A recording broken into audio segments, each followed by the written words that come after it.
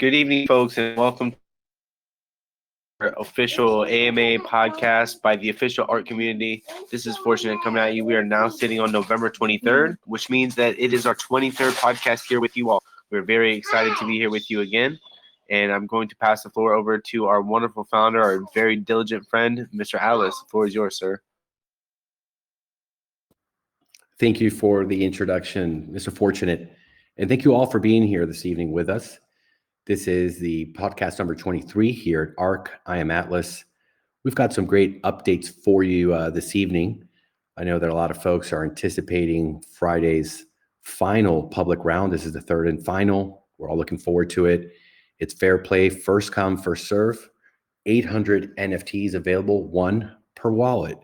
So make sure that you show up early. You go ahead and approve your BUSD on the D app so that you're ready as soon as the time comes, which will be 12 p.m. EST, 5 p.m. UTC on Friday. You can go ahead and seize the day, get your NFT, and be ready. We have been working very hard. The team's on fire. I mean, the amount of hours that these folks are really giving us is amazing. We're also making a lot of contacts with great YouTubers. We're preparing for AMAs that we're going to be visiting. Let me check real quick, guys, because there's one tomorrow. Okay, no, we were waiting for confirmation, but there's a big AMA that's coming up. Quite a lot of them, actually. But that one, we were going to do it today. However, they're doing another AMA there with a big community that's going over. So we'll get a lot more exposure, get a lot more investors that are really looking for a great opportunity, the proposition that we have here for everyone that wants to come on board the ARK and invest with us for the long term. So we'll keep you updated as soon as that is confirmed by both parties. And it's a fantastic group. They're invested here. One of them is a syndicate founder as well. So as soon as it's done, we'll be able to give you all that information. It'll be in our announcements channel. For those folks that are not yet subscribed and a member of the announcements channel, you can ask any of our admins here or look at the pinned messages and go on over there and make sure that you leave those notifications turned on. We do not spam anything there. All the updates, all the information that's provided it's really vital and important. So you can really know what's happening here on a minute-to-minute basis at ARK. So we suggest that you guys do that. I understand that in the main chats, there's a lot of messages and we all tend to just, mute them and come and browse and see what's going on when we have some time. But the announcements channel is really a good way to stay up to date without having to go through a lot of the information here on the main chat. So with that, I would like to tell you that CERTIC is working on the contracts as we speak. And we're looking very, very much on time and looking forward to their analysis. They do have a fantastic system for picking out some bugs and, any vulnerabilities. We're pretty secure in the way that the contracts are constructed. But of course, we're always looking to get more information and have other sets of eyes on it, which is so important, as the safety and security of our contracts is an absolute number one priority for all of us. I think that's it for those updates, ladies and gentlemen. I'm going to let Mr. Brett Norden come in and see what he would like to come and share with you guys. Thanks, Atlas. How are you today? I hope everybody's doing well.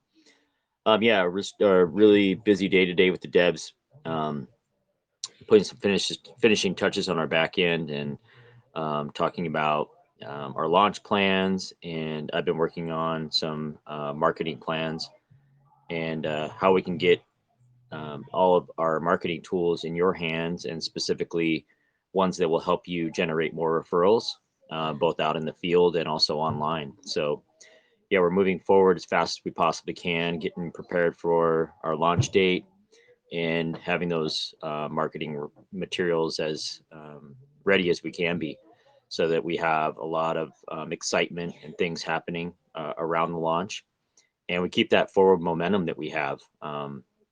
Despite all of the things that are happening in the marketplace, I think people are more and more seeing, an opportunity here. So all good vibes and, positive thoughts, and everybody's looking in the right direction here. So yeah, we feel really good and strong and very optimistic about where this is all heading. Yes, sir. Absolutely. Something else, we are currently testing on mainnet our contracts in a very private manner, but it is important. You can't just rely on testnet. That is something that any coder that's worth their salt really understands, that something can work perfect in that testnet environment, but when you go to mainnet, that's where the issues could arise. So the best place to really test something is in the mainnet, and we're going to be working on that for the next 24 hours, and just making sure everything's working perfectly. Any updates, tweaks, additions that need to be made, we are very set that we're not going to go ahead and launch until we know for a fact, with a guarantee, that everything is absolutely flawless, excellent, and of great quality. So, we have to stand behind that, guys. There is no second chances in this business when you go out to a launch on mainnet with investor funds. We take that very seriously. We owe it to you. We owe it to ourselves. We owe it to really the future of this project and all the work that we've been doing since February this year. It's been a long journey. So, we're going to make sure everything's really tight. Everything, is really bootstrapped and, ready to go. I think Silver 7 knows quite a lot about that. How sometimes folks don't they're rushing to get the stuff out there. They're rushing to get the FOMO and everything and the hype, but you can't let those emotions take over. You got to be very focused. You got to be cold, and you have to be ready to make improvements, changes, and just ensure that safety's there.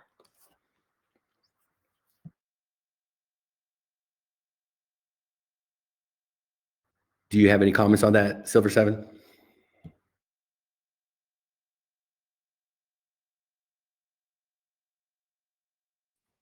Sorry, guys, it's super loud here. I can barely hear. Don't worry, I don't mean to put you on the spot. I was just talking about we're testing on mainnet just to make sure that everything's really tight. Because in testnet, you test stuff, it doesn't give you 100% guarantee. You got to go to mainnet. But it's loud there, man. Again, sorry to put you on the spot. We'll have you talk about. No problem. If you're talking stress testing, stress testing is usually broken up into a couple different areas. Obviously, performance, but you also want to check out the security infrastructure within that. But it's definitely one of the most vital parts of the project. I know everybody gets very impatient, when you see something that you want, and everybody's like, "No, it's being tested. It's being tested." Regardless of whether it be in crypto, any software release, you're going to want to stress test the heck out of it, pen test it, try to break it. And that's where you prevent yourself major problems down the road. No good in getting anything out that's half cooked. You don't want lipstick on a pig. Absolutely. So yeah, you know where we're coming from, man. So yeah, these 24 hours are going to be vital. It's just here internally in the team, and we'll be getting back to everybody and really keeping you up to date with everything.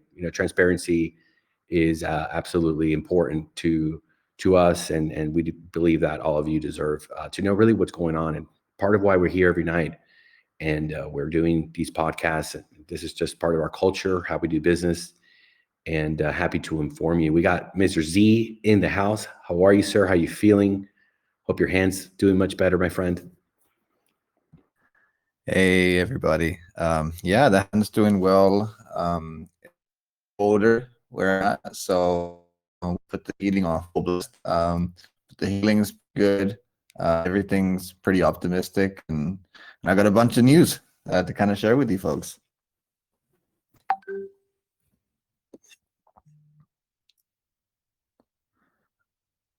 I'll mention it again. Can you guys hear me? Can you just guys? fine?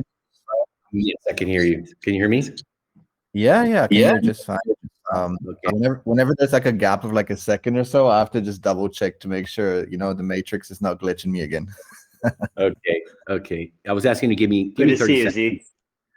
Hey, to good to see you. see if anybody has some questions before we get started with your segment this evening. Is there anybody that has a question or a comment? We'd love to hear from you guys. I bet Nate's got a question.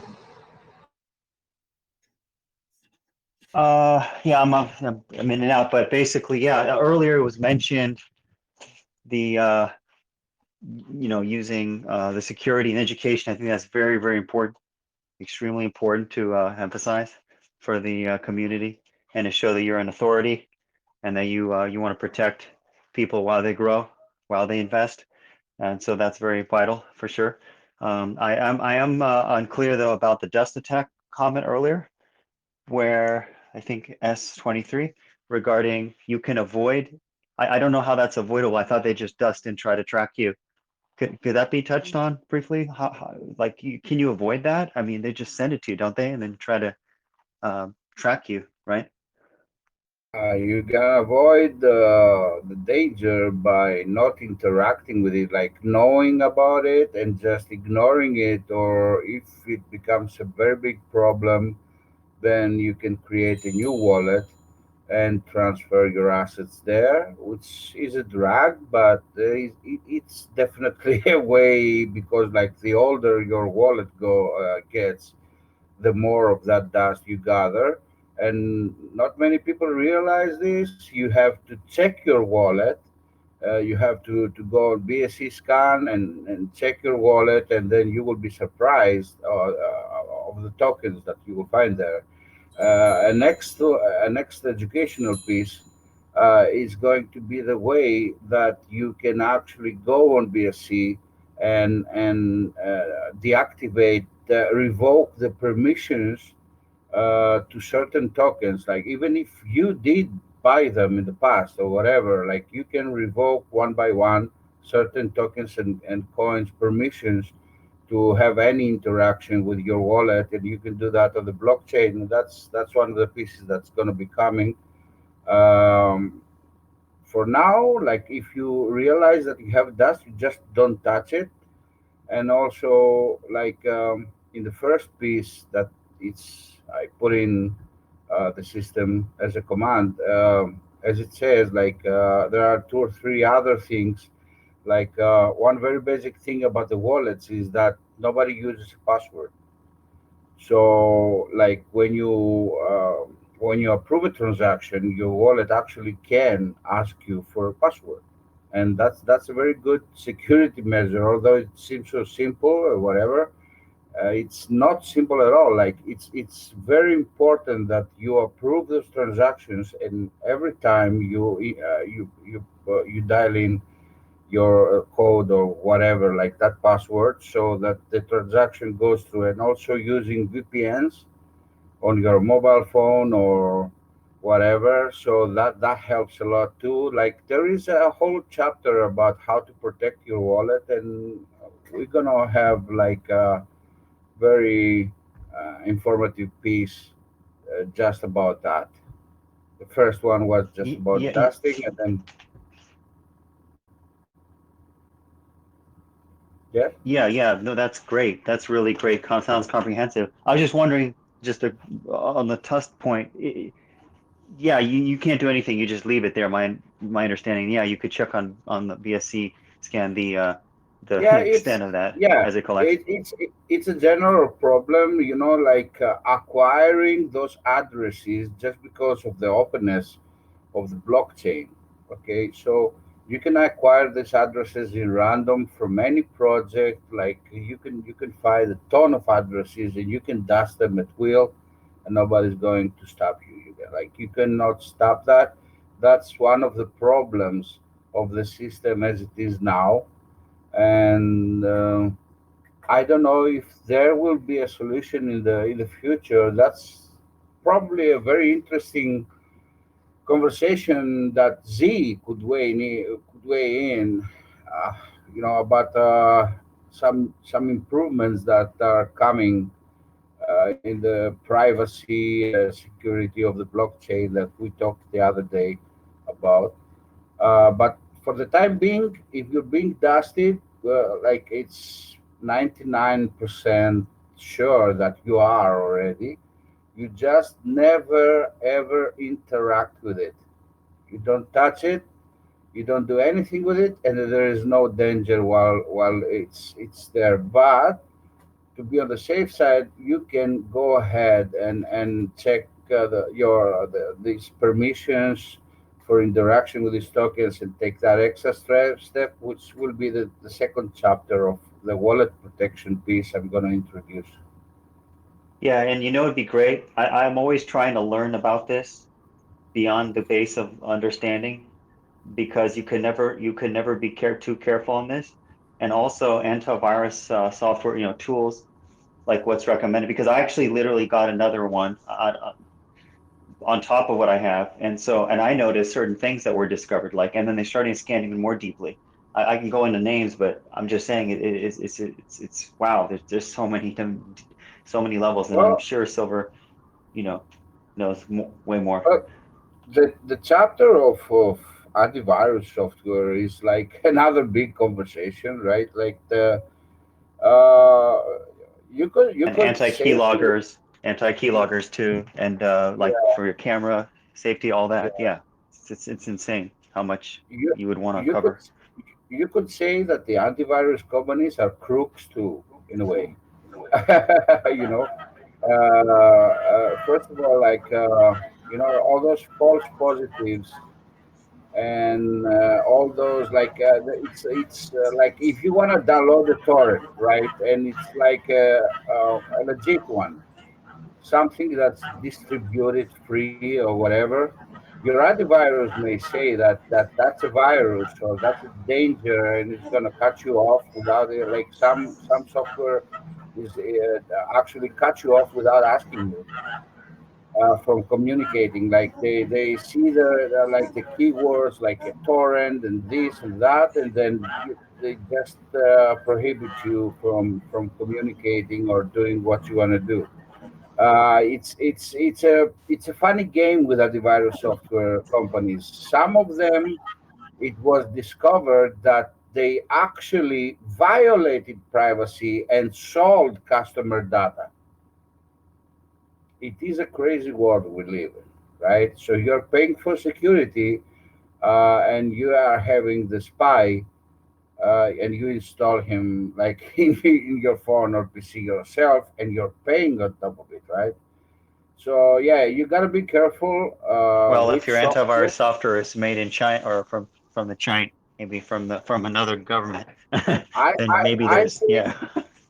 I think that's like Nido. I think like my personal 2 cents on that, right? So right now we're communicating and talking, and we're exchanging wallet addresses, and like when we have to, and we're talking about money and plans and ideas and everything. And did you know that Telegram is Chinese? I bet not. Yeah. I thought it was Uh, Russian. uh, Wait, I thought it was wait. Russian. TikTok Chinese. Telegram's owned by Sus. If you pay for the premium, you're paying I thought WeChat the, is. that you paying Chinese company that owns Telegram. Silver, who owns it? You said I couldn't hear you. Saudi. What, Telegram? Saudi is Saudi Arabia. Telegram. Didn't the CEO of Telegram get like a Dubai citizenship like because he That was Yeah, connected if there? guys, you I if thought. you go on the World Economic Forum, he's actually got a profile there, yeah, and it's like actually even listed as Telegram. It's kind of He impressive. got an honorary because he's so high up there. The connections in that's there. Yeah, that, that's what I. that's all very nice until you buy like the premium subscription and pay the Chinese company. So like this thing like with the countries and whatever, like organized espionage and whatever, like like that maybe there might be something there, but that doesn't mean that there are companies in the U.S. and every other country that are taking advantage of your data. Like there have been software companies, antivirus software companies that were it was actually proved that they were stealing your data or taking advantage of it. So you got to be careful. And returning like to that question is like I would say like a serious antivirus software and a VPN are must, and with a combination of using your password during transactions. Malwarebytes too. What? Isn't Malwarebytes a good one too? I can comment on that. Like you have to do your own research on that and choose a good one. You know, I've chosen one. In the past, I've chosen a huge brand, which was like one of the oldest and probably like the most serious and whatever. And yeah, I got the hackers. What do you use? What do you use for your hacker. anti-key loggers? What do you use for that? I'm not gonna say. You know, it's I'm not gonna come like or advertise some company or some piece of software, but you know, it's good to have. I'm gonna Well, no. return again. Do you? Do you rely on the software, the main antivirus software for anti-key logger, or do you have like a separate one for that purpose, like an I enhanced have version? I have a very good antivirus software, and you can choose one too if you research a little bit. And you know, it's actually proven in the field. If you that's what I was going to say. That I used a very big name and a very full suite with everything, and I got hacked. So it's not about the name; it's about the actual work and about if you know it's Wait, got how did you get good. hacked? What do you mean? How did what happened? Can you touch on that? No, not on recording, bro. Like not going to discuss my personal things on a recording, but I got hacked. But That's the yeah, gist. but I don't think that any antivirus software can let's say save you from doing stupid things and getting hacked. So the antivirus is not Reason why I helping. ask, the reason why I ask is yeah, to DR's point, actually, he's I think implying that maybe you interacted with something and it was No, not related to no, what the antivirus no, could no, have no, caught, you know? no, brother. No, I don't interact with stupid stuff. Hey, Nate, Stupid what's your people, question, man? stupid people do that. I am very serious about my PC, and I have a lot of work and a lot of files and everything, and I take security very seriously. That's why I bought the best, the biggest name, and the fullest suite and everything. Like it was like it should have been But you like a still got first. hacked. Yeah, Hey, yeah. The Nate, biggest what's your name, the You, question, biggest bro? suite. you know, you No. know what? You know what? Yeah. The biggest organizations on the planet have gone hacked. Like you believe you're going to get away, like you're going to be saved. Like even military installations, like networks of computers that you shouldn't be able to interact with, they got hacked. Like if someone believes that he can be like 100% secure for targeted hacking attack, good luck. Hey, Ask 23. Let me help you here. Nate, first off, any question you have, ask away, but nothing's 100% secure, brother. Anything. Of course, of course. I'm a cyber guy. You know, I know this better than anything. Uh, if a hacker wants to get in, it's just about how much time, and they have any basic skill.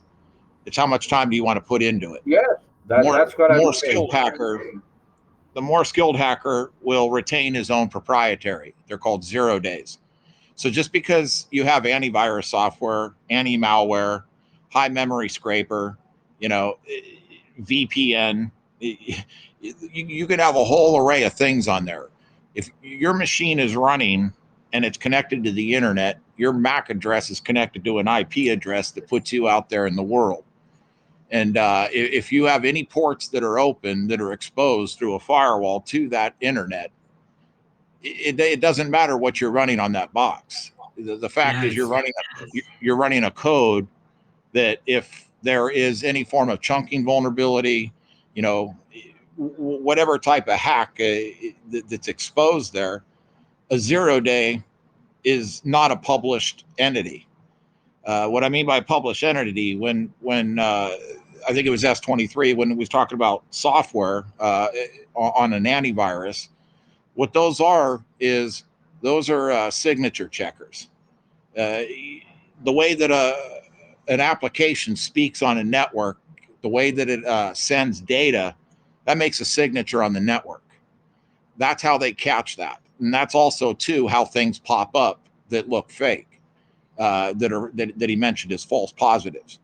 But the sheer fact is that anything that is exposed to the internet, it brings in a vulnerability. So the fact that somebody gets hacked or doesn't get hacked, that's irrelevant. The idea is that you limit your exposure. You close your ports down. You only open up what it is that's desperately necessary. I can see where you're going with your questions. That's why I wanted to hop in. So what you're trying to protect is your crypto. Your crypto should be secured. It should be on a hardened laptop. You have a laptop there that doesn't connect to the internet on normal circumstances, outside of the fact that you're going to interact with the internet to do specifically crypto. You don't surf on there. You don't hit the web. You don't download stuff. You don't check email. You don't load Facebook on that. Your crypto laptop should be just that, your crypto laptop. It should be unplugged and disconnected at the time that you're not, working with crypto. On that box, yes, you should run antivirus. Yes, you should run malware. A lot of times these companies will end up putting suites of products together. They'll put Net Nanny in there, all keyloggers. Each one of those things, in a way, can open up more exposure. But the idea is that you want to run a decent antivirus. Try to stay away from those bigger companies like Norton, and I don't use that just stuff. Need your performance and your money. They're not really helping. Yeah, it's horrendous. But you want anti-malware, you want antivirus. You certainly use VPNs for anonymity. Turn your firewall on. One of the better products out there is Carbon Black. I see you're looking for names there, Nate. So Carbon Black is a fantastic product. I see it quite regularly in enterprise. It's quite painful for me to get around. It's not the easiest thing to get by. I use it at home. But the gist is, Security 101 is to limit your exposure. The more applications you install on that laptop, the more ports you're going to have open. You're going to start getting some of these multicasting type of data transitions, like, plug and play, voice over IP, all these things are going to basically open you up for exposure. So the idea to protect yourself is get yourself a laptop, dedicate it to crypto, put on a solid operating system. Not everybody does what I'll do. I usually use, BSD, but Windows is fine. It's fine. Put all the security patches on, put all your updates on, and don't install applications on it. Put yourself, you could even rely on Windows Defender there if you like. Those are all signature based. They're not going to do much for you. As long as you're not clicking things, you're probably not going to get rooted. But you start clicking things and you start having things installed that build your exposure to the internet. Yeah, you're going to get hacked, and then it's them inside your box with some form of system permissions.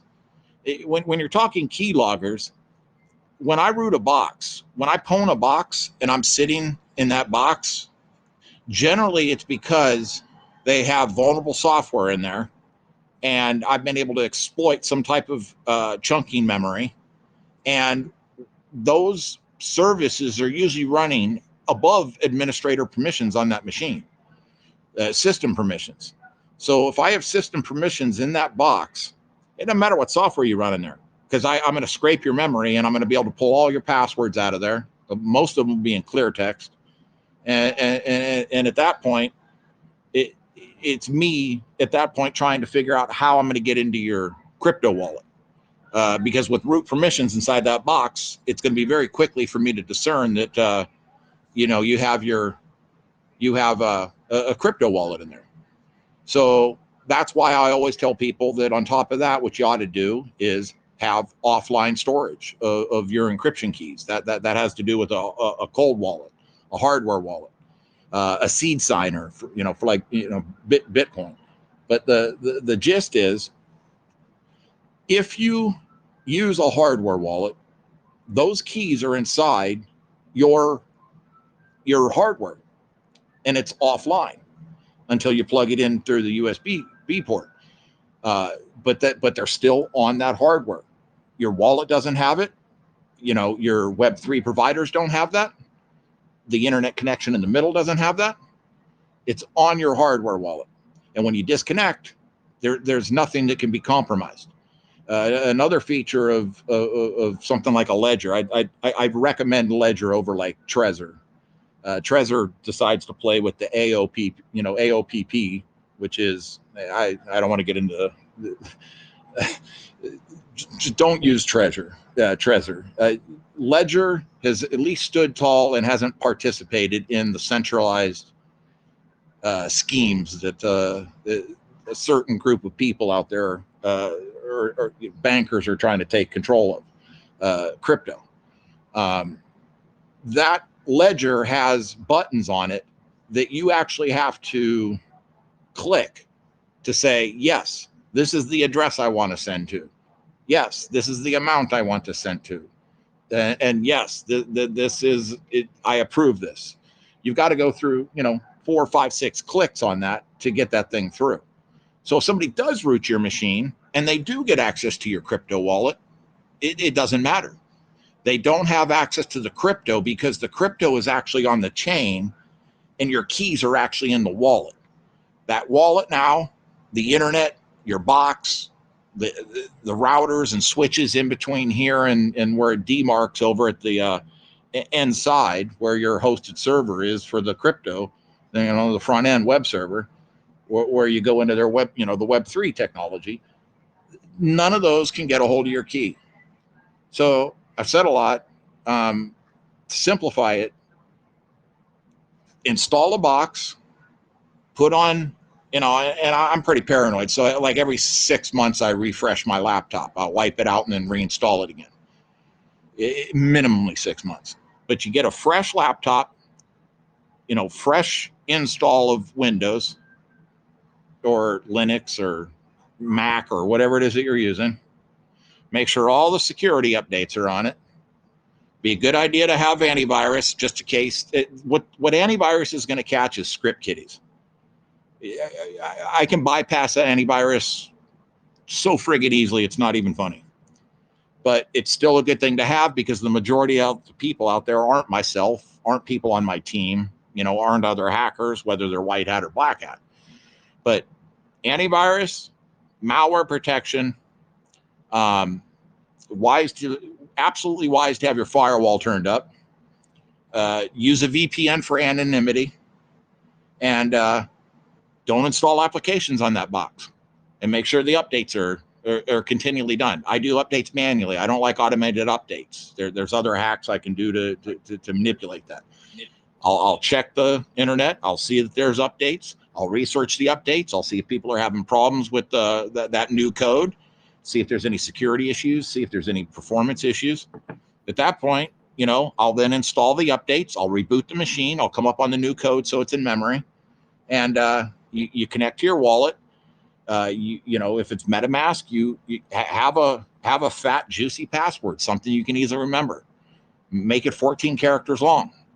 Put a a special character on the front and the back of it, maybe a pound sign on the front and an exclamation point in the back and an at sign in the middle.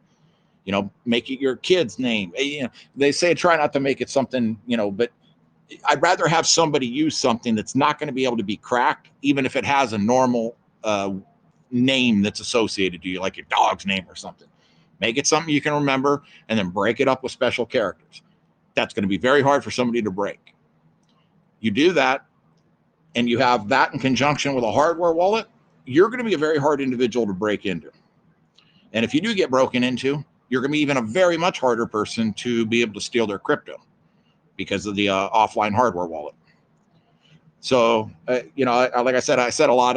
I'll kick it back over to you, Nate, see if you have any further questions on it. But yeah, S23 is right. And I saw him not wanting to give up personal information, so I figured I'd put my neck on the chopping block. But Carbon Black is a fantastic product. Go check it out. Thank you, Silver. That was outstanding outline and depth of how you basically the material for those chapters, educational chapters, what combination of things to do. Ultimately, you can only do so much, but to stay anonymous and all those, it's very very thorough what you said. Trying to think specifics. I will look into Carbon Black. Thanks. And the most important thing before I silent up, unless somebody calls me specifically, I don't know who said it, but whoever said it was wise as the old cattle out in the field. Don't click on stuff, man. Don't click on stuff. 99% of the time that I show up on incident response to a enterprise, and then I heard people talk, I think it was S23 talk about military. I mean, I've done 3 and 4 letter agency, military, DOD. That's where I spent the most of my life pen testing. You would not believe what I find in these places. People make mistakes. Humans make mistakes. Stuff has performance issues. They open things up. They check things. They forget to turn it off. I'll find it. But that's here and there. The number one problem is people clicking on crap. If you even think you know them, it's not wise to click on stuff. Don't click on hyperlinks. Don't open up attachments. Don't open up emails. And again, that's why I said have a dedicated laptop to crypto. Somebody roots your home box. Who cares, man? All I do is surf internet on this. Here, you can have what you have. I don't do my banking on there. I don't do my crypto on there. I don't have private documents on there, confidential documents. I don't have my tax returns, my social security number. Let your laptop that you enjoy social media with be just that. So clicking on stuff is what gets you in trouble. All right, guys? Well, you're absolutely right, Silver. And as someone that spent like 30 plus years on technology and IT, and knowing very well security, and I take all these measures that you talk about years now, not now, but still got hacked. Uh, I would say that these are very good, but like not everybody can implement them, brother. That not everybody is like me, like you, like Nito probably, and everything. Like they got one laptop, they don't have like five. They don't have the money or the time or the will to get the hardware wallets or whatever. Like that's why uh, I was talking about some basic things that people need to do. Like this is the minimum set. Use a password, get a VPN, have good antivirus, and avoid interacting with the dust. Returning to the topic that we started from, do not ever interact with those tokens that are unknown to you. And all the other steps that Silver very well said, which are great. If you have the time and you have the money, and you're paranoid enough as we are sometimes about security, you can go the extra mile. A very simple and inexpensive but very effective way is like if you have an older PC, this doesn't have to be very like the quickest PC ever or whatever. You can install a Linux distribution, and there are Linux distributions that are more suitable for doing crypto. That's a good advice. Like you can install the operating system that's more suitable for crypto and more secure. Like Windows is not the best machine you want to do crypto on. The operating system, not machine. So a very good advice that doesn't cost money is like to either get another PC that you already owned or something not used a lot to have Linux installed on it and some distribution that's suitable for crypto and do your crypto there. Or I don't know, maybe prefer any kind of like even if you ask my opinion, doing crypto on your mobile phone, if you set it up right and you take some measures, is more secure than a Windows machine because Android actually is Linux. Yeah, And but I mean, sorry, I didn't want to interrupt you. If you want to give advice to maybe to people that are not that tech savvy, then maybe installing Linux is not the easiest option. I would say, I mean, get I'm for not 100. talking. You want to I'm not protect your talking. money. Get a Ledger Yeah. Nano, and you're safe. Whatever happens to your PC, if it got hacked, whatever, your crypto is yours. It doesn't matter. You don't even need like the antivirus and go on porn sites if you have it on a Ledger. And you can even use it with your phone. So whatever intruders are in your machine, they won't get your crypto. Well, that's good. That's certainly cold wallets are are excellent. Like nobody can deny. But like, do you consider that the big percentage of 100% of the people that are into crypto like will do that? That they gonna use some cold storage or they gonna do all the other extra steps that Silver was talking about and which are great? No, No, but I no, they think won't. it's way easier to use a Ledger Nano, which is like a USB stick with a few buttons and a display. Um, very easy to use and way easier than installing like Linux on a second PC that you want to Sure, use somewhere or whatever. And sure. way more But safer. people don't know about it. People don't know about it, and they don't use it. Some people use it. Most people use like simple software wallets, hot wallets, whatever, like on their mobile phones or their PCs.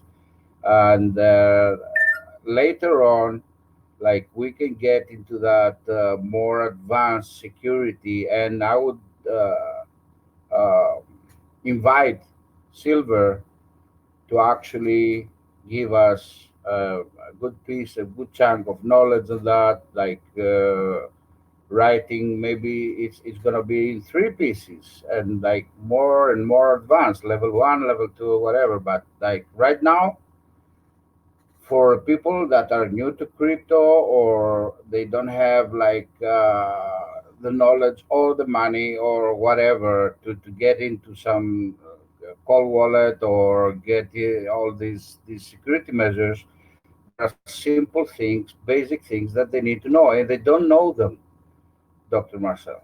It's the problem is that people don't know them. They do transactions without using their password. That's one for the kids. You should like if you're using transactions, you don't need to approve the transaction with a password. You don't like you're doing it wrong. Like that's the most simple thing to do. Yeah, but If it's you mostly the user. I mean, I use a Ledger Nano for the crypto that I don't use, but still, I mean, I thought I'm smart and safe, but I was trading most of my my crypto on FTX. So guess what? Oh, that's another thing. That's another Yeah. So that's another conversation, I think. Yeah, we could get into that. But anyway, just to not to spend all the time on this subject, we are introducing some educational pieces. Again, Mr. Silver, I expect your input on the advanced measures for wallet security, computer security, and there are some things that are very basic.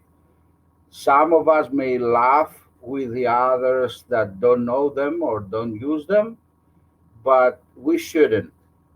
Like a newcomer to crypto should get the respect and education that he deserves.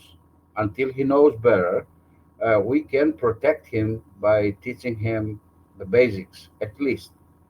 So we're gonna do that here uh, in ARK.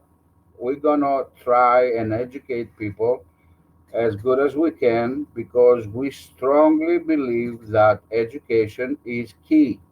We don't need investors that are not educated enough or well educated. We need very strong, very well educated investors to build an ecosystem that's going to be sustainable and top notch.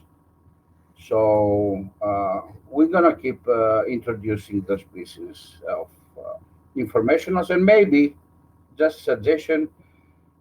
We may probably do some AMA seminars or some shorts. Like that's an idea, like to where everybody can attend and actually listen to specialists talk about them. Maybe our coders, programmers, white hackers, whatever, silver, network security specialist, anybody that can contribute to that, and not just on the subject of security, but on various subjects. That would be great, in my opinion.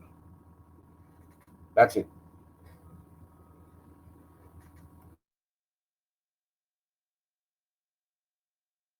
Let's get this crypto.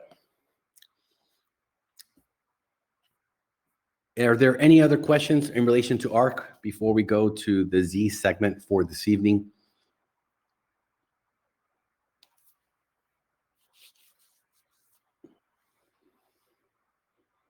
All right, Mr. Z, are you ready, sir? Yeah, I've been sent into the cybersecurity rabbit hole. That was super interesting. And I'd like to say again, can you guys hear me? Just because I am in. You are. Fine, man. Go ahead. Awesome, guys. Guys, if you can just help me out because the coverage isn't great here, just mute your mic and I'll just give my opinions on the things. My opinions on cybersecurity are pretty brief. Keep it simple. I'm a person that travels quite a bit, and what I've sort of realized is the human sort of the neuroscience of us is the thing that gives us the most choices. And we go through a bunch of choices when we go to a conference, when we go to a hotel, or we go to a Starbucks or a coffee shop, and we try to connect to the Wi-Fi. So whenever I'm traveling, I make sure that I'm using hotspots off my mobile phone. If it's a 5G sort of connection, I'll subscribe. I'll pay a bit extra to make sure that I'm not using any other external Wi-Fi's, because I've known friends that have been to conferences and they've used a Wi-Fi connection and then they compromised their password and gave a hacker a gateway into things. And so whenever you go to like a public place, like a Marriott hotel, or you go to a big event, to make sure that you have good coverage for yourself and you're not using any other Wi-Fi. The other thing is we whenever a human being is told not to do something, that's exactly what we do. So it's usually a click a link or check a stream out or download a torrent from a dodgy website. These are things that make us more compromised. So I think the human being is the biggest compromise, and we have to understand that. So the more we do that, keep things simple, the more we're protected. I don't want people to think way too paranoid and have servers and have multiple firewalls and slowing your RAM, because that's what a bunch of antivirus and firewalls can do. So if you keep it simple, we can basically keep secure and safe. And when you're in public places, only use your personal hotspot. Don't use Wi-Fi's. And me personally, I have two computers. One computer for general use, for general streams, to watch YouTube and to use for social media and reading articles. And then I have another one that's secure for the wallets I interact with my ledgers, with my treasures. And I've kept it simple and kept with different. I speak to people, is into me hotel rooms, and that's how I keep safe. So yeah, that's my viewpoint on cybersecurity.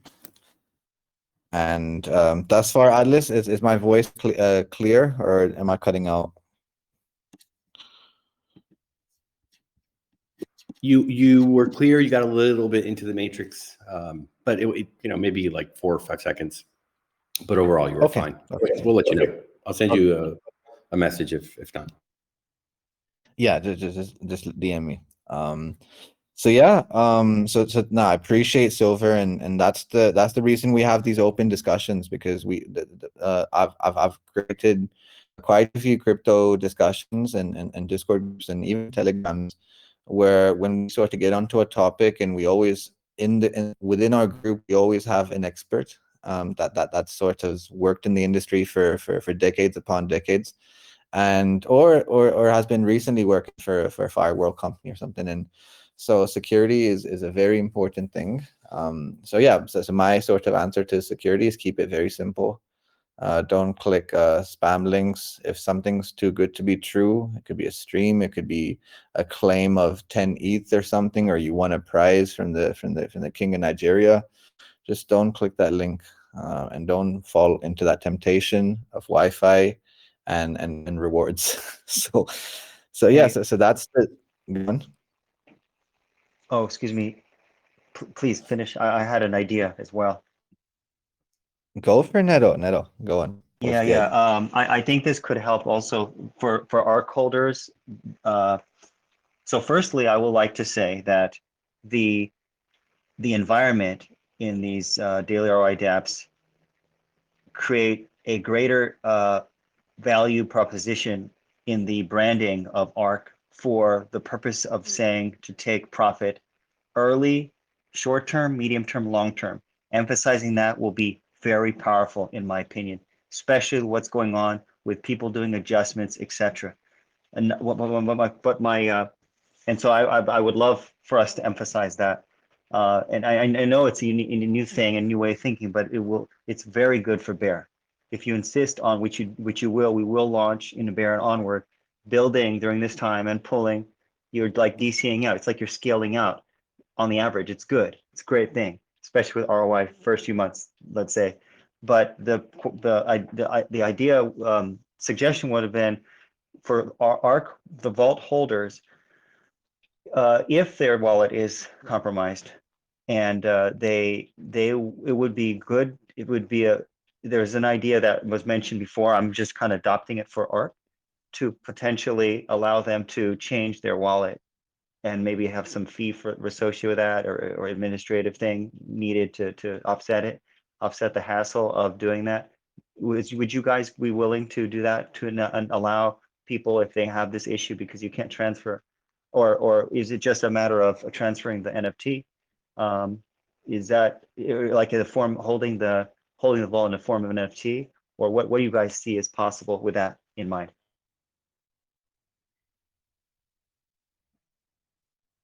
Yeah, I mean that's pretty insightful. I think we have Brett, we have SG. We've got a few folks here, and right now they're taking notes.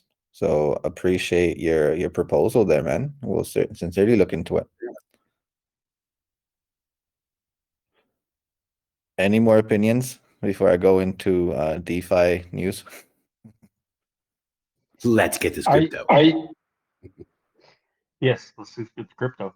I do want to make a comment about concerning transferring wallets, like he just brought up, is having some way of making sure it is actually their wallet to begin with, where it's not someone claiming something else. Yeah, they would sign and it. They could sign it at the very beginning. Yeah. Oh, okay. Yeah. So as long as something like that was along as far as set up, then it's not as big of a deal.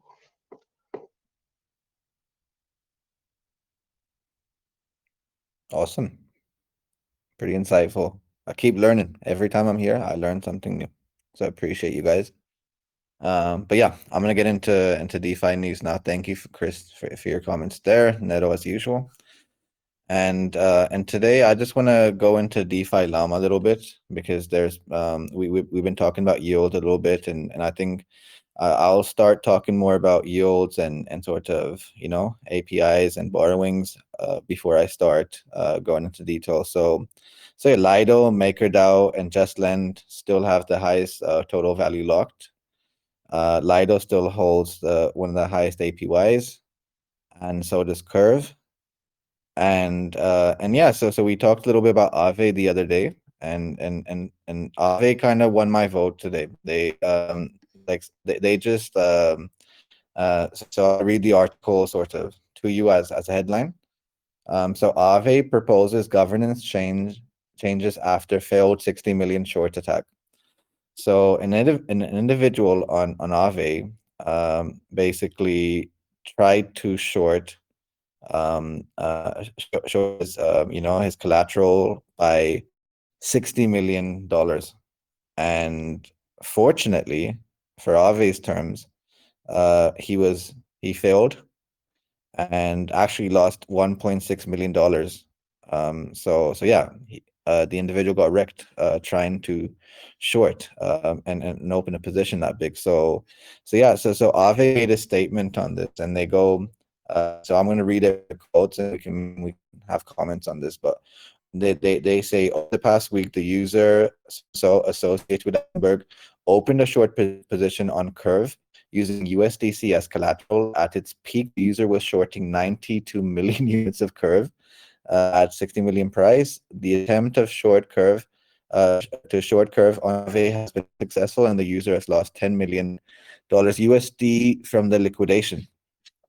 So yeah, guys, like that, it's really important for folks like Aave, people that offer such, such you can say tools and such opportunities to have these sorts of measures, and to stop from a whale like this creating sort of a mass short here, and so this is one thing that happened with Aave today.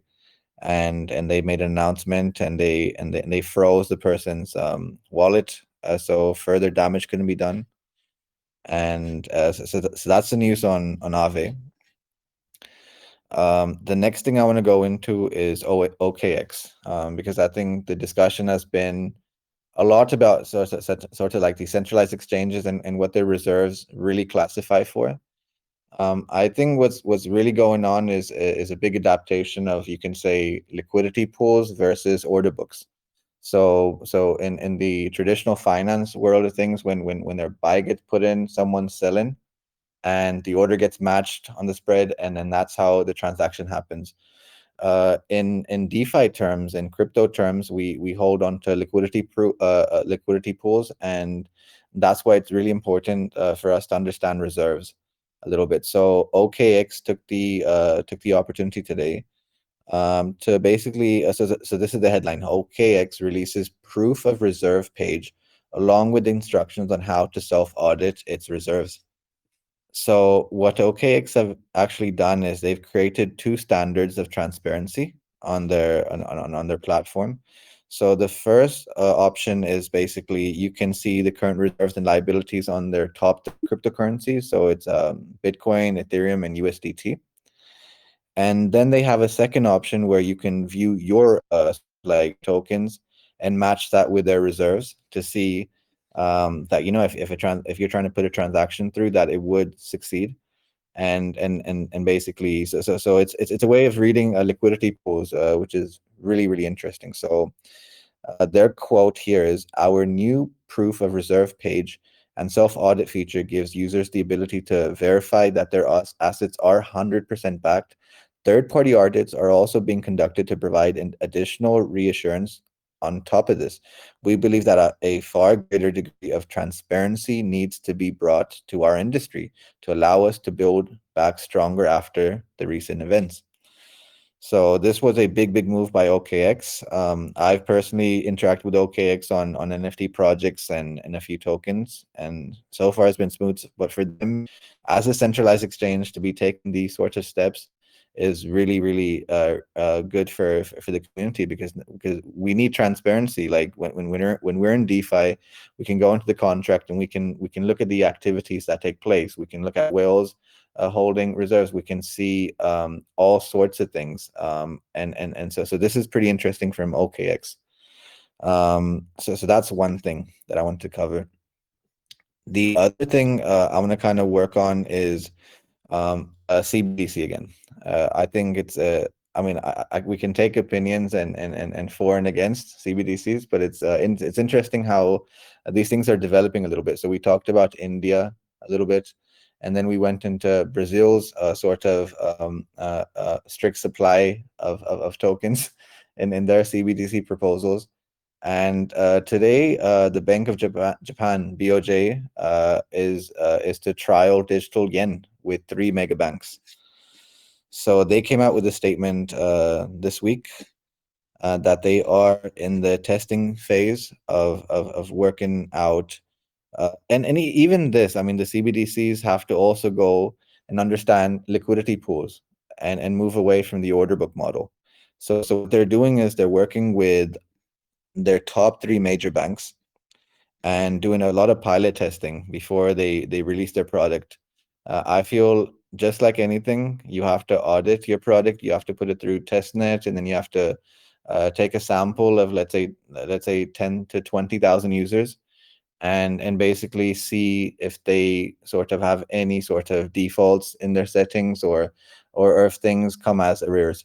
So it's pretty interesting that the Bank of Japan are going to be looking. They've actually even given a date. They're looking to release their CBDC in 2026. And yeah, so that's the news there. I'm going to read some quotes from here. Because so the bank of the Japanese central bank has started a collaboration with 3 mega banks and regional banks to conduct a CBDC issuance pilot. The local news of Nikkei. So that's the news on CBDCs. Let's carry on. The next thing we have to kind of understand is, since the sort of exploits we've seen in centralized exchanges, we in DeFi, we repeat the analogy that we have to take our tokens off the centralized exchanges, because at any given time, they can stop you from withdrawals. So this week, we've actually seen a bunch of Ethereum being taken off the big exchanges. There's a Twitter handle I want you guys to follow. She goes by the name of Sandra Alew. So I'll spell that SANDRA AALEOW. Sandra Alew. And the person puts in a lot of statistics and gives a lot of indication of like how much of a reserve something like a Coinbase or a Gemini or a Binance actually hold. So according to her, the top 4 exchanges, being Binance, Coinbase, Bitfinex, and Kraken and Gemini, have in fact lost 23% of its Ethereum supply. So people are actually taking their Ethereum, and there's a big outflow happening this week, which is pretty good. You should be moving your Ethereum and your tokens onto a decentralized a DeFi wallet and basically protecting yourself. So her tweet came out saying ETH outflow, right? So Ethereum continues to flow out of exchanges. Depending on the percentage of ETH held in smart contracts, this can be a rough indicator of ETH flowing into DeFi, right? DEXs, staking contracts, custodial wallets.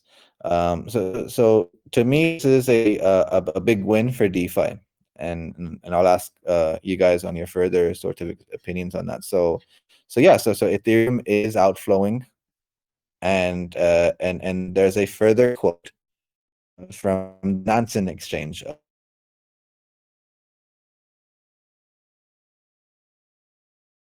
It's out of exchanges in need of liquidity. The last 7 days, we've seen jump trading withdrawings of Ethereum, BUSD, USDC, USDT, SNX, HFT, CHZ, CVX. Sorry if I missed out any other tokens, and various other tokens from multiple exchanges. So we are seeing a bunch of ERC20 and BEP20 tokens leaving exchanges. And yeah, so that's the news on Ethereum. Let's continue. I want to talk a little bit about NFTs, because NFTs, like I'm pretty strong about utilities. And this news sort of hit me hard. So, Bored Ape Yacht Club sold an NFT for 800 ETH this week. So so if you guys want to Google this, it's the Golden Fur NFT. So the Golden Fur Bored Ape Yacht Club was sold for $927,000, even with the downward trends of the current market. So NFTs, guys, like remember, guys, like when you look to buy your NFTs, make sure that the second you're in profit to be selling that NFT. Because what happens is people sort of have the greed index of holding on to a token or an NFT for way long. And one example of this is the purchase of Justin Bieber's Bored Ape Yacht Club, where he bought the Bored Ape for, I believe, $1.3 million, and now that's valued at $69,000. So yeah, so that's one big thing here with NFTs. But yeah, to show that Bored Ape are still making sales of above almost close to $1 million is fascinating, especially with sort of the downward of floor prices on OpenSea. So yeah, the Bored Ape Yacht Club sold for $927,000 worth of ETH today. It was sold by Chain CEO Deepak Taplial, who previously purchased a CryptoPunk NFT for a record. So this guy Deepak Taplial, you guys need to follow him on Twitter, because he is like sort of the NFT connoisseur. Like he's the one that buys into these big. So he previously bought a CryptoPunk for a record set in $23.7 million. So that's the news on NFTs. Let's continue. So Hang on. Fenbushi founder. Yeah, go on. See, if I may, related to that, very insightful. But I think your take home though is that the uptake, the appetite for the NFTs markets is still strong. It's solid. It's hard. You're saying, right? Even despite this market, or are you saying it went down because the record was huge, or what do you feel though? Is it bottoming? Yeah, my view as an investor or hodler, my first thing thing first. When you're in profit on an NFT, you should sell it just to protect your sort of Ethereum or your stables. That's one thing. But it's just it's a breath of fresh air to hear that big sales are still happening in the NFT sort of side. To see a Bored Ape selling for close to $1 million, especially with the downward spiral we see, it shows that there's still optimism.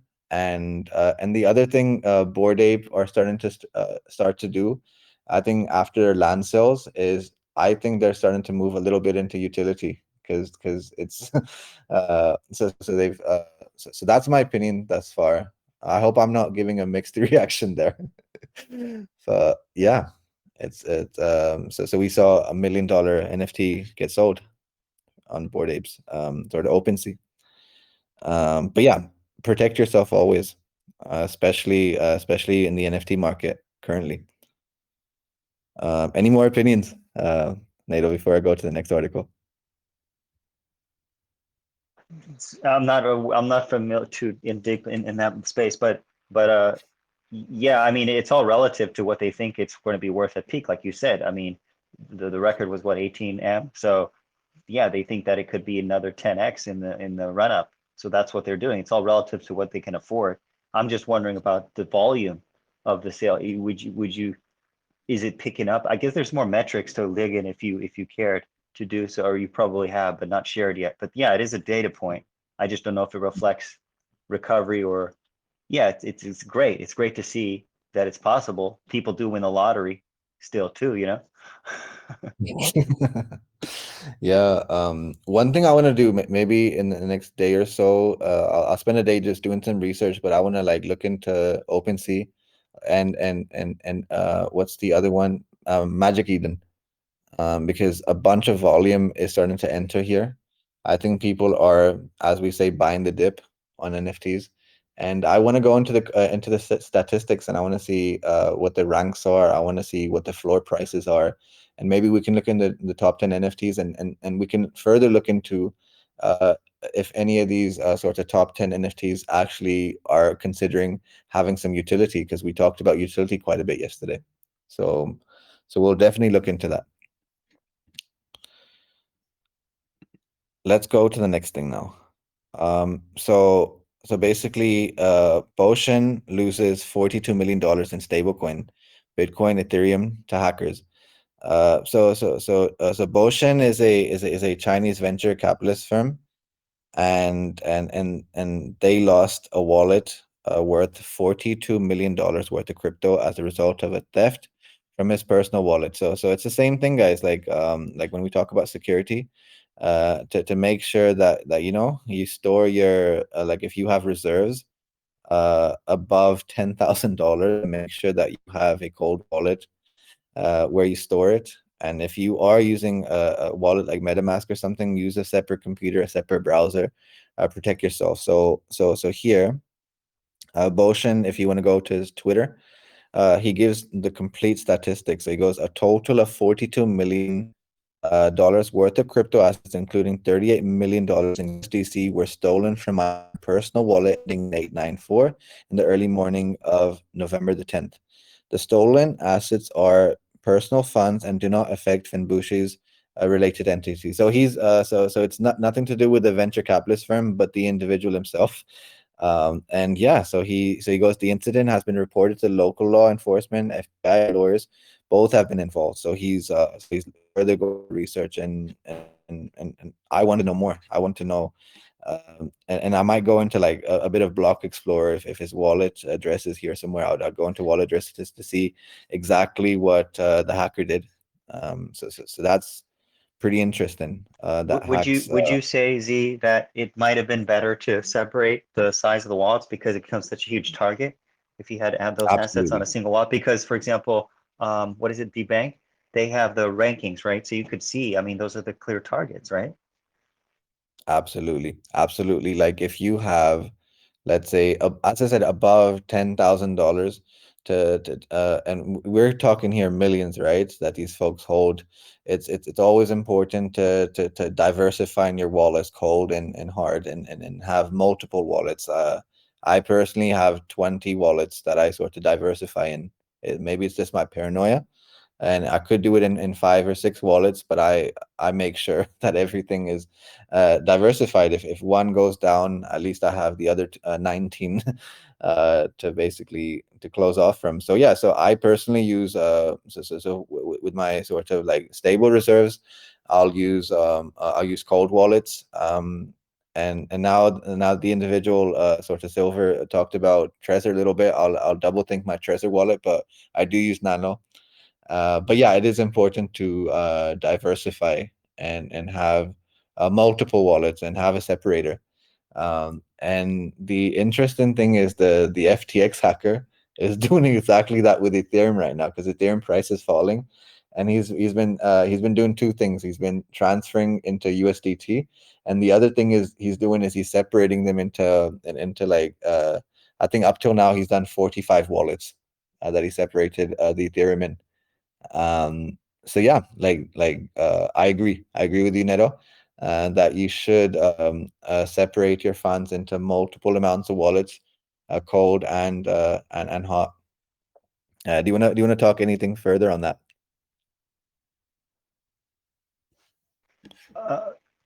It's a remarkable size on one wallet. I mean, those are like top ranking wallets, wouldn't you say, in terms of globally even? Yeah, I think what the issue is, I think when you pass the age of like sort of 40, 50, and you sort of live life a little bit, you basically your security is compromised because you're not looking at the most latest updates. And what folks usually do is they delay their app updates with sort of like Mac OS or Windows. They delay taking the security measures, thinking everything is calm and collective. But when a person like Bo Shen is doing the traveling that he is doing and doing the conferences that he's doing, that he should be really protecting his wealth in better ways. Like he should have a cold server that basically runs this thing. He should have a whole cybersecurity. Like he should be spending $1 million on just security and building a whole team of folks that can that can keep his reserves safe. But yeah, it's remarkable I, that the guy lost I $42 would million. be without you diluting your time on what you want to cover, bro. It would be interesting to see how that security team protects, because I would not, I would imagine they don't want to. Is it like maybe a multi-sig wallet setup, or I'm curious what is the next level in terms of management of that kind of asset, like a larger assets. I'm curious how it's handled at a higher level. Maybe in the future something could touch on. Handcuffing dumb users, I think.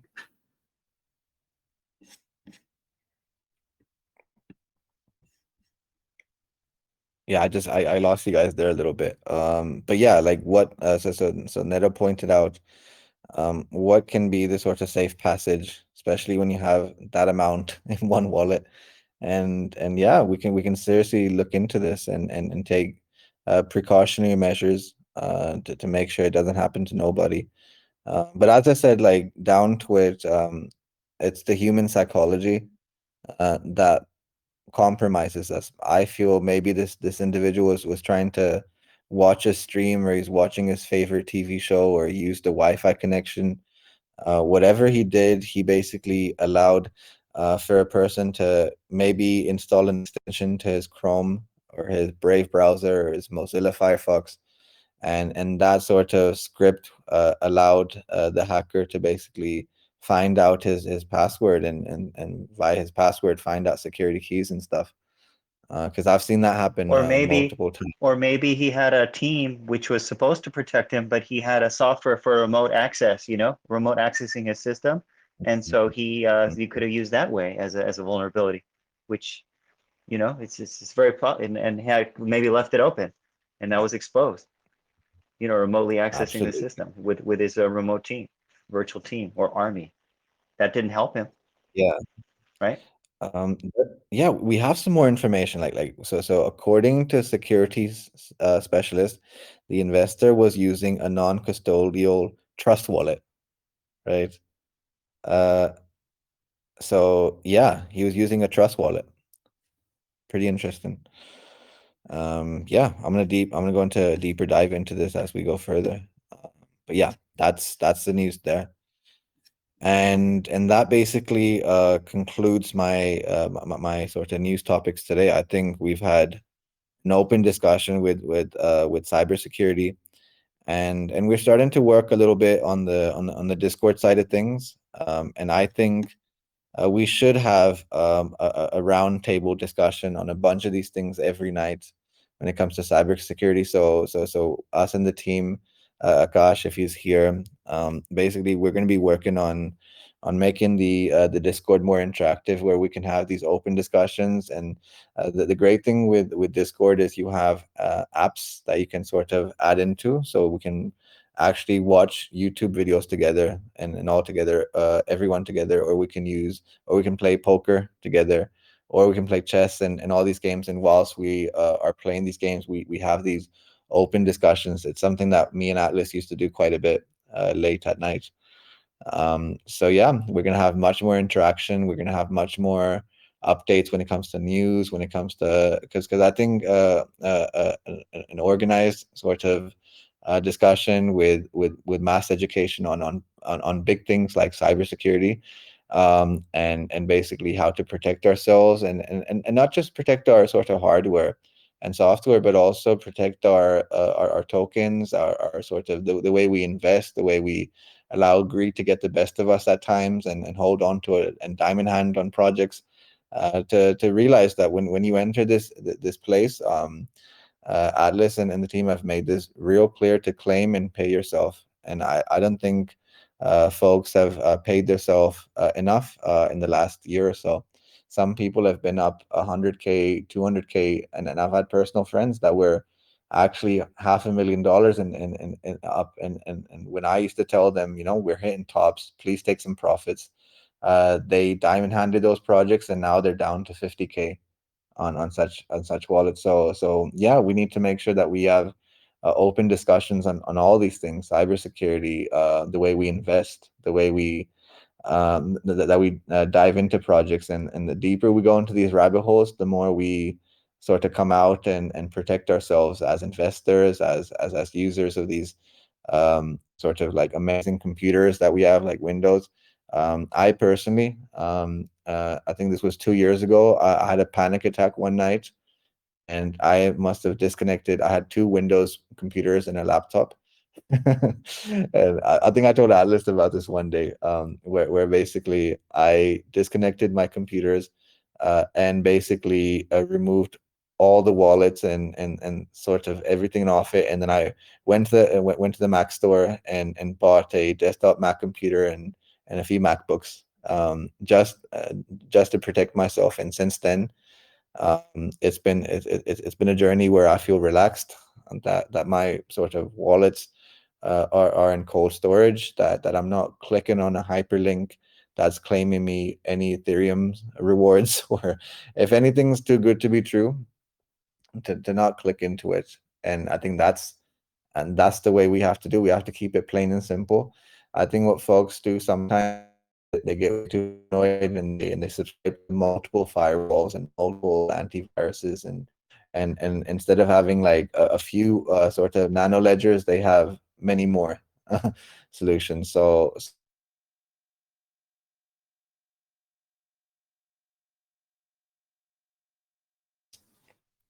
Bro, that'd when be you great. had a panic attack, was it because you were worried that you had a breach, or what, if you can share? This is Yeah, no, serious things, no, yeah, no. I had a panic attack knowing that on Windows. I mean, a person like me who's worked in IT for so many years, for me to hold multiple wallets, hot wallets, MetaMask, and Trust wallets on my Windows computers, and having those computers on 24/7 because I'm trading or I'm leveraging, to have those things on 24/7, and my wallets being exposed all day long, and my father using those computers to like maybe go to like a Guardian newspaper oh my article. God, it was a shared computer. Oh my gosh. Absolutely, yeah. But as I said, like I 10x'd on my account then, and I think that's what really like made me just shut down all my habits. And I was doing Discord discussions and everything. So I took that huge step, and I didn't sleep that night. Like went to the Mac store with zero sleep, and now it's sort of yeah, losing a bit of my speech. And I said, I need the first thing I told the guy at the Mac store is like, is I need to protect myself. You guys are the best. Please give me your best computers because You didn't say, and "Hey, yeah. I got some crypto. I want to protect it." You didn't say like that. No. Because like that's the thing. Like when it's funny, man. If you're in a public place, right? You basically can you never know. Like maybe the 40, 50 people around you can hearsay, oh, this person is talking about crypto, and maybe he's connected to the Wi-Fi. We can compromise. No, Hey, bro, I'm messing. when you're in a public space and you connect on your personal hotspot, before you connect, do you actually look around to see people? Do you actually browse around? No, Just in that's case. super paranoia. What I would do is the two things: a personal hotspot, and I always use a VPN. So whatever country I'm in, I'm in an opposite anonymous location. Is the Mac better for security then? I'm not a Mac guy. I What is your thinking my on it? my opinion, I'm strong. I believe Windows, especially when you have these viruses, and even like you mentioned malware, and you mentioned this. The problem is these things when you have a Windows, they do a dive in directory, so like your system 32 files, and those things are exposed at an event. So with antivirus or these sorts of they Silver, create Silver, go. you think a Mac is safer for like a standalone, like a crypto specific system, like a separate system, Mac better?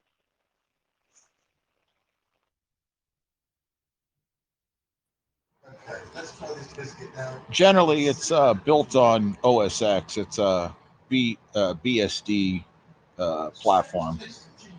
By nature, it should be better, but problem is with all these big retail enterprise gorillas, they do things to the user interface. So I want to lean towards yes, but the answer is actually no. The Windows it's better than Windows. Then why don't you use? Oh, we have you. Do you have a Mac for that for Oh, standalone, I've or got is it all of them. you have one? I work on everything because I have to pen test everything, but you know the I don't like the cultish Steve Jobs. I try to avoid that. But what are the alternatives? I mean, look at smartphones. I mean, what's the alternative? A Windows phone, an Android, let alone Google. I mean, they all don't get me started, brother. They all share your data. It's just all stupid. Burn them all. Well, um, as an You would answer, maintain it on Windows then. You would prefer, even though you feel over a Mac then for a standalone machine. I've got them on both. I do crypto from both at times. there is an answer to that. I tend to agree with Silver, but like a little disagreement, now and then, because both me and Silver were old farts.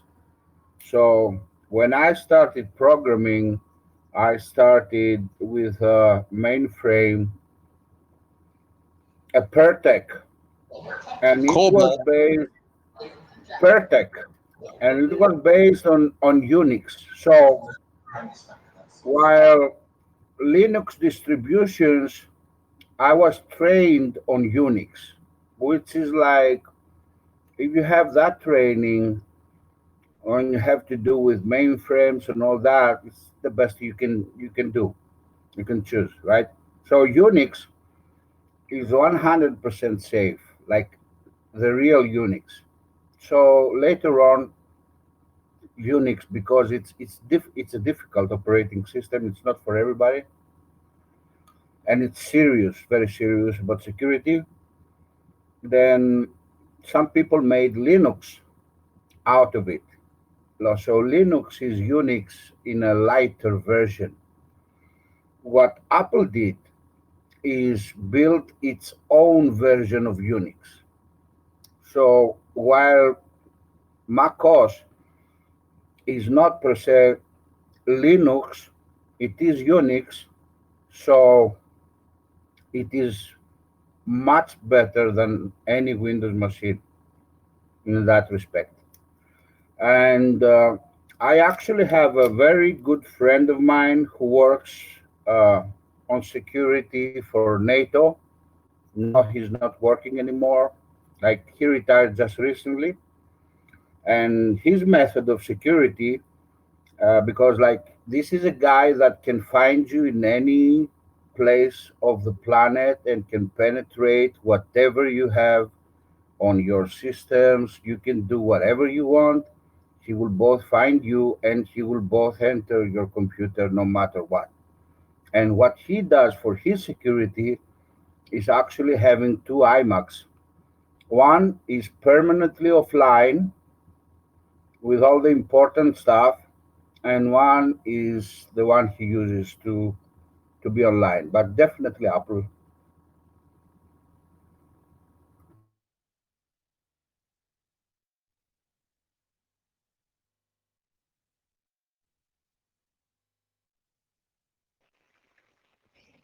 You're shaking us all, S23, with the fact that he could penetrate anyone from anywhere, no matter what. Bro, that's a guy that has been living for his own life. Like he has been working for security and other information systems for NATO, and they don't fuck around. When there is a threat, they can and will do whatever is needed. Plus, I want to touch on a point that Silver made, which is very right, and he knows his stuff. He's very well trained and educated in every system that's produced the last few years, at least I would say the last few years.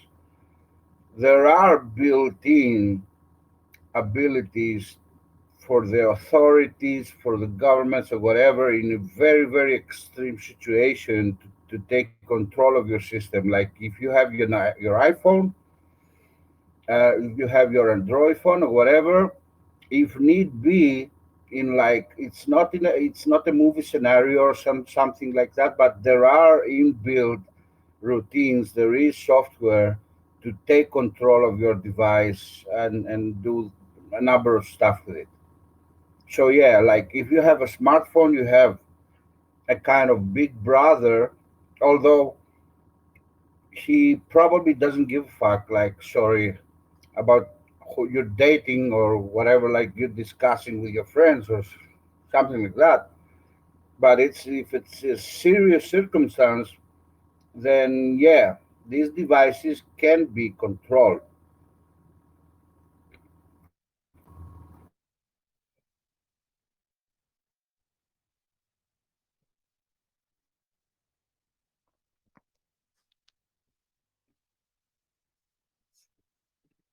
Yeah, that's worrisome for sure. But obviously, you stay lay low. You lay low forever.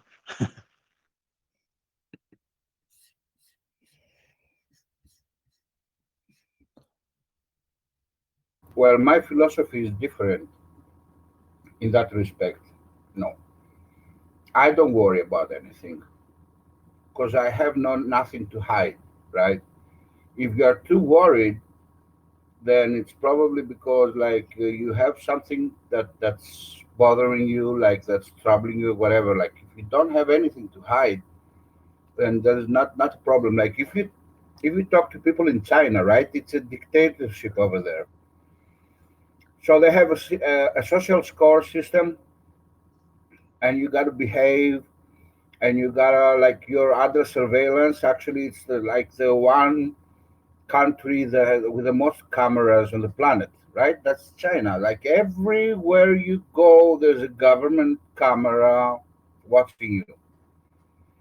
So if you ask some of the Chinese, like they will say, "Oh, it's like terrible and it destroyed my life and everything." Like the social score. I cannot get into the train. I cannot travel. I cannot rent a hotel in the a hotel room because my score is low, whatever. And then there are those people that are just loving it, and they go they agree with it and they live with it, and they're fine with it. You know, So you're saying that you're okay with unlimited, like complete lack of privacy and complete scrutiny constantly, regardless of the reason? You may not want it. I'm not saying I'm fine with complete, like like these are like sometimes we play with words. I didn't mention anything about complete. Like if someone wants to come into your bathroom with a camera, that would be like something that I wouldn't I wouldn't agree, right? But if I'm walking down the street and there are like 1,000 cameras, I don't give a shit. And you know what? If that camera being there is making it difficult for someone to mug me or kill me, I say put more there. You know, if the death of Fiat will make my life easier, and no motherfucker can steal from me, raise the price, fool me, scam me, or whatever, I say, yeah, Okay. kill the Fiat. Okay, I don't know. I mean, this is an interesting commentary here. I don't know what country you're at, but if you would be okay with, oh, okay, well, then that's actually that maybe there is good to have a safety net there. But basically, you would be okay with the government controlling, for example, digital No, currency. Nito, I think you're putting words in my mouth, bro. I am in favor of security, brother. And I do not understand why a person should be afraid of a camera that's on the street or something and have a problem with it. Like, let's say in my building, right? So I told the guys that live in my building, like, we should have a camera that's monitoring the entrance of the building, right? So the fucking guy that's around my age and is fucking retarded thought like the big brother is gonna spy on him while he came back with zucchini and potatoes from the supermarket to see what, like what's the problem with a camera like seeing you entering your building? Like some people are just paranoid, bro. Like they need some help, you know. Like I'm not condoning privacy violations, like your private files, whatever. Okay, I'm not okay with that. Yeah, right. But like security, why would you have a problem with a camera? You just said though they have a back door, and I think a few years back there was an issue with FBI trying to access an iPhone, and I think did they refuse it, and they had to do another way. That was a major issue, about the That's back pro door. If they that had exposed that, it would knock off probably have a big haircut in their market cap, maybe temporarily, of course, but you know what I mean. then, So what does it matter? what does it matter? Hey guys, I'm gonna interrupt for a second. I want to go ahead. It's getting late over here, and we still have a lot of work to do and be up early. So I'm going to be having to sign off. I'm going to go ahead and close the recording, open it up for a last question. If anybody has a question for us this evening regarding ARK, we'd love to hear from you. If not, we're going to go ahead and in 30 seconds close the recording. We're going to hang out for a bit, let you guys continue the deep conversation over here.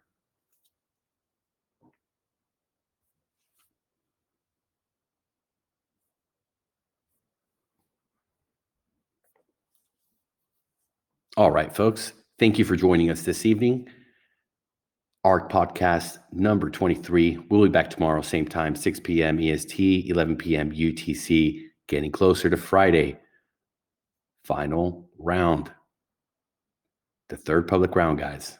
A lot of FOMO, a lot of anticipation. We hope that as many folks as want to be here with us and participate get a chance. 1 NFT per wallet, 800 NFTs available. Thank you all for participating. Wish you a wonderful Thanksgiving and a great night.